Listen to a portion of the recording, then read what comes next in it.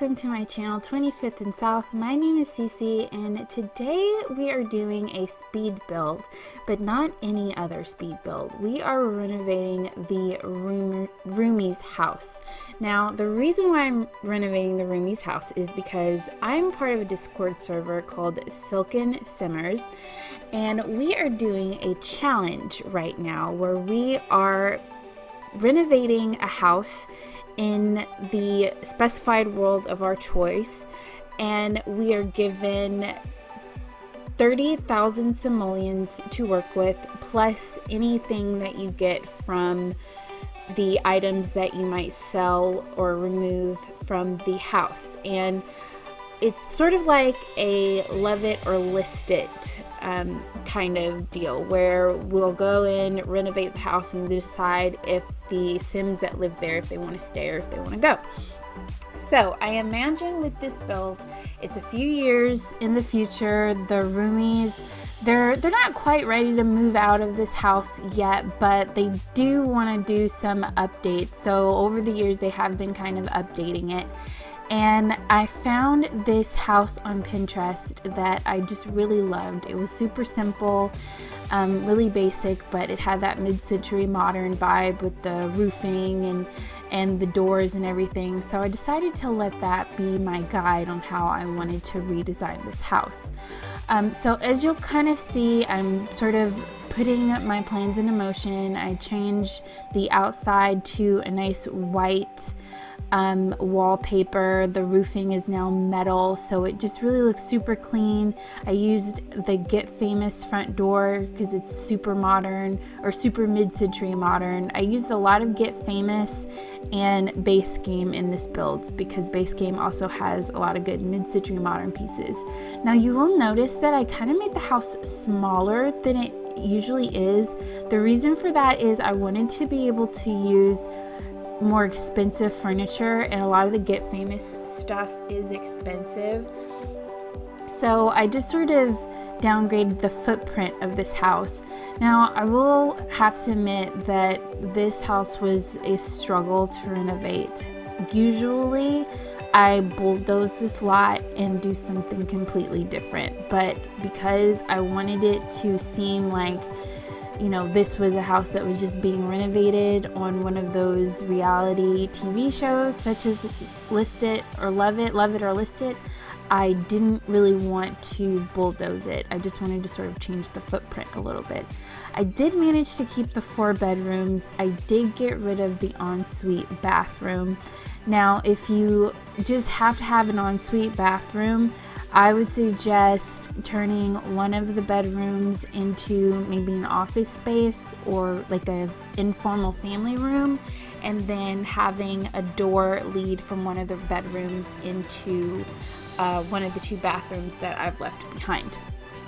Now I did trade out these tiny windows for bigger windows, but I didn't want the build to be dominated by windows, so I just used those Base Game windows, those small ones there with the 3 pane, and as well as the longer ones, the sort of skinny long single pane ones, and then the 2 pane ones in the front. And I did put a picture of the reference house. That is kind of how it looks. Now I do jump around a lot. I think I mentioned the reason for this is because I was really trying to pay attention to my funds, and there were just some things that I wanted to make sure I could include. So I go from the outside and the inside, outside and inside. It's a little dizzying. I cut out a lot of that kind of back and forth, just so it wouldn't be too much of a headache, but I just wanted to make sure that I had everything that I wanted. Here in the back, I decided since I did have all that extra space, I'd make sort of a carport area because this side of the house does kind of have access to the main road. And so I made this carport and I put down some terrain paint.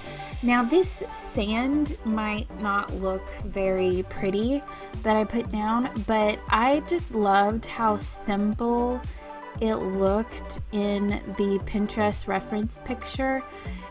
It's not like my other speed builds where I just have flowers and plants galore, but it's the desert, and the desert it's peaceful and open, and there's not a whole lot of clutter. So I didn't want to clutter up my landscaping all that much, but I do go in and I put some sort of modern touches just so it doesn't look completely empty. I think this is one of the few lots on this particular street that actually has sort of lush grass, so I figured it is manicured pretty well.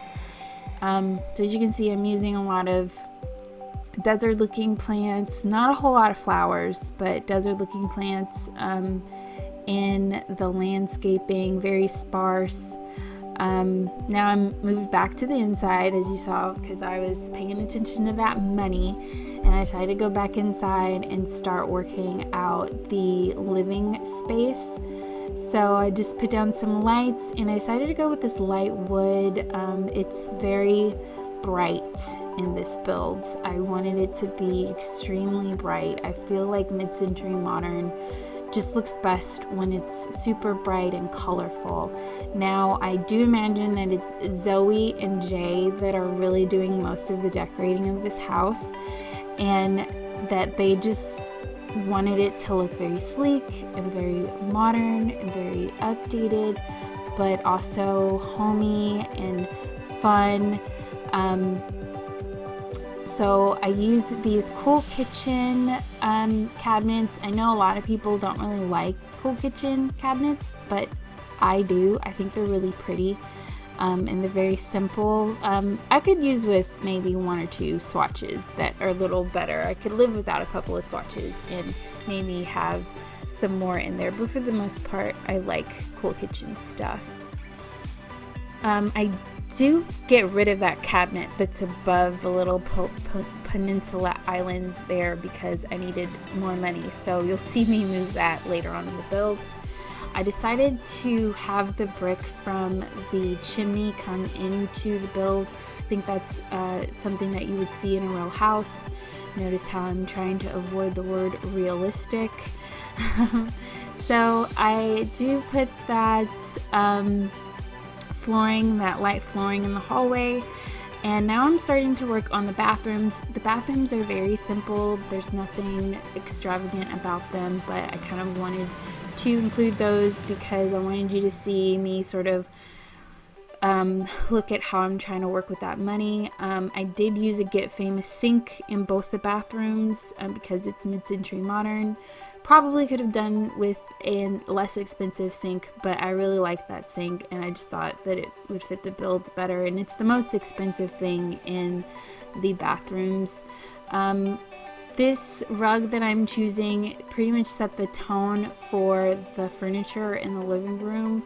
I tried to use pretty much all of those colors in that rug, especially the orange, because it just pops. It's in that swatch, the orange is the only one that's, I think, a single color, and so I tried to kind of build off of that. See, I do have that Parenthood bookcase. I move it because I did remember that in the original build there is a bar, and I wanted them to keep that bar. I think a lot of mid-century homes had bars in them, so I didn't want to take away from that. So I do move that bookcase here in a minute. I use this Seasons table. I love that table. It just looks super sturdy and super expensive, and I surround it with Get Famous dining chairs, again with that orange swatch to sort of tie in the living space into the dining space. And as you see, I did put that bar there. I did have to make the entryway a tad bit smaller because I wanted to make sure that my Sims were able to move around. I did play test this build, so your Sims should be able to get into every single part. As you see, now I'm starting to work on the bedrooms. I think the first bedroom that I start working on is Jay's bedroom. Now, in my gameplay, I often make Jay gay. I don't know why. I just feel like he is. Maybe that's a bit stereotypical of me. I don't know, he just feels that way. I know the Roomies are sort of based off of the New Girl cast, and Jay would probably represent Schmidt, and obviously Schmidt's not gay, but I don't know, every time I play with Jay I just feel like, no, you need a man. So his room and Zoe's room are on the same hallway, and they share that bedroom. Now, I did start off making this bedroom here for Gavin, and then I remembered that this room is still the biggest bedroom in the house, and there's no way that chivalry will be dead in my sim world. The boys would never let Zoe sleep in a tiny bedroom when there's a huge bedroom in the house. So I do move Gavin to one of the smaller rooms. This room is Mitchell's room. I feel like he's a very low-key guy, very basic, hangs his clothes on a rack, has his little chair and his video game consoles and a TV. Now this is the room that I realized, oh no, we're not putting Zoe in that tiny room, get Gavin in over here. So this is Gavin's room, and he is a writer, so I decided to put a good, bookcase and desk. That bookcase and that desk do come from an update. I can't remember when we received it, but it is base game. And now I'm working on Zoe's room, which I used a lot of lights in here because she just seems like a really tranquil type sim and very peaceful, and white just is a very peaceful color to me. She does have her own little stereo for her music, and I use a Jungle Adventure mirror. Now we're working on the outside, which I do keep sort of light and fresh. There's not a whole terrible lot to do out here, but that's the same as before. I guess I could have put a pool in, but I felt that that was an expense that they didn't really need. Of course, I put some workout equipment and a basketball hoop outside. And now I think I just start working a little bit more on the landscaping. I did also put a yoga mat in here for Zoe, so I do move that sort of outdoor seating over just a touch. And I also put some planter boxes. I imagine the person who uses the planter boxes is Mitchell. I believe his aspiration is to become a chef, and so I imagine he makes a lot of herbs out here for him to use for his dishes, and to just sort of experiment with.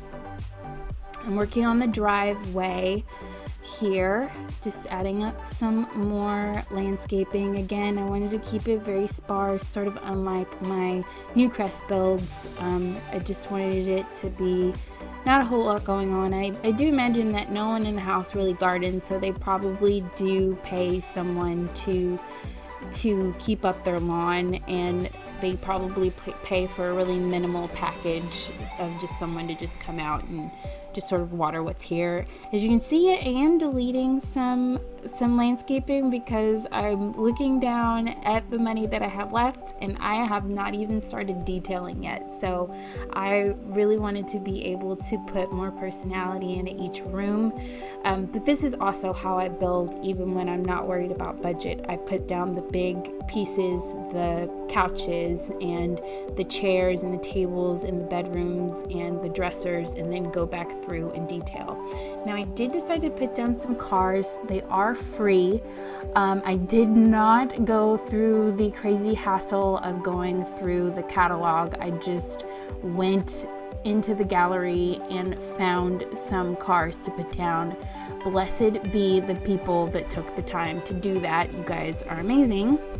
I did have some items that were in the household inventory, and I deleted those so that I could have some more money. And I'm decorating this little hallway space with just a Jungle Adventure, a little stool, and a base game plant. And this is probably the most expensive art piece that they have in their house, but I really liked it. And yeah, you'd have to go in that tiny little hallway to see it, but I really liked it, and that wall needed to be covered. Again, just putting down some finishing touches, little planters, and And this is where I decided that I wanted a washer and dryer. I know some people don't like playing with washer and dryer, but honestly, it's easier to put it in the build for those who love it than leave it out and someone trying to figure out where they can add it in. I normally put it in a house with kids because it does help build up the responsibility. Here I'm working on the front entrance, but we are coming up to the end of the build. If you enjoyed this video, please give it a like, comment down below, please subscribe. Again, my name is Cece, and I promise never to break your game. Bye!